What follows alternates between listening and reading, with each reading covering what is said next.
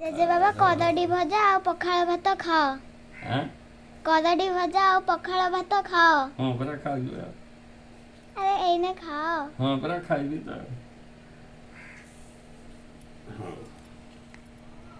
हरे कृष्ण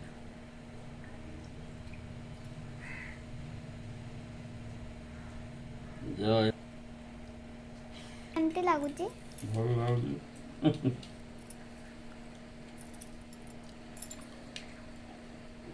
कदड़ी भजा केमती लागुची ଭଲ ଲାଗୁଛି कदड़ी भजा विषय कौन कहवाकू चाहूच ଚାହୁଁଛି ପିଲାଟି ଦିନରୁ ମୁଣ୍ଡରେ ଟୋପି କୃଷ୍ଣ ଅବତାରେ ମହିଲେ ଗୋପୀ ରାମ ଅବତାରେ ରାବଣ ମାରି ଆଜି ହେଇଥିଲା ସେଇ ତରକାରୀ कौन से तरकारी ହୁଁ कौन से ସେ तरकारी ତରକାରୀ ହେଉଛି ବାଉଁଶ ଗଜା କରଡ଼ା ବାଉଁଶରେ କୃଷ୍ଣ ବଂଶୀ କରିକିରି ଗୋପୀମାନଙ୍କ ମନ ମୋହିଥିଲେ ହେଲା ସେଠୁ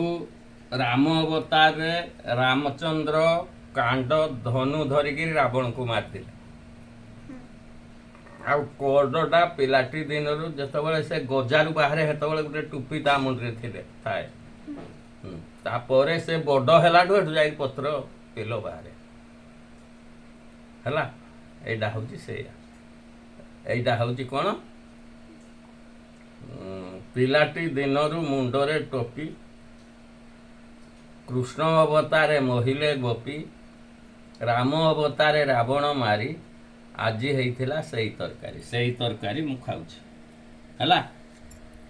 ମତେ ପଚାର आज पिठो भजा और कदड़ी भजा से तरकारी हेनी हाँ हेले पिठो भजा कदड़ी भजा ହେଇଛି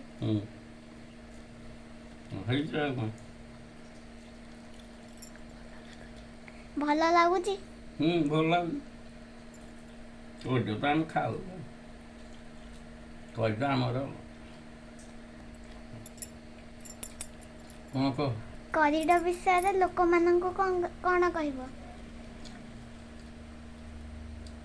କର୍ଡ଼ ବିଷୟରେ ଲୋକମାନଙ୍କୁ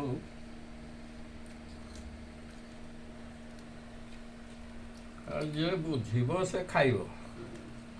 ଯିଏ ନ ବୁଝିବ ସେ ଖାଇବନି ଏଇଟା ବାଉଁଶଟା ନା ଏଣୁ ବାଉଁଶଟା ନଷ୍ଟ ହେଉଛି କରିଡ଼ଟାକୁ ନଷ୍ଟ କରିଦେଲେ ବାଉଁଶଟା ନଷ୍ଟ ହେଇଯିବ ଏଣୁ କରିଡ଼ଟାକୁ କେହି ଭାଙ୍ଗନି କରିଡ଼ଟାକୁ ଭାଙ୍ଗିକିରି ଆଣନି ଯାହାଫଳରେ କି ବାଉଁଶଟା ନଷ୍ଟ ହେଇଯାଉ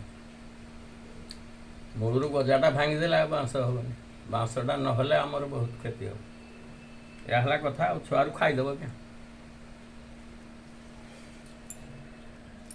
ତ ହଉ ଧନ୍ୟବାଦ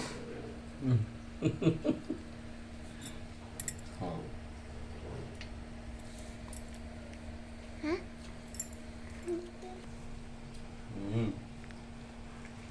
ଦେଖିଲୁ ଭଲ ଲାଗୁଛି କେଉଁଦିନ ଖାଇଥିଲୁ କି ମୋର ଆଣୁଗୁଳ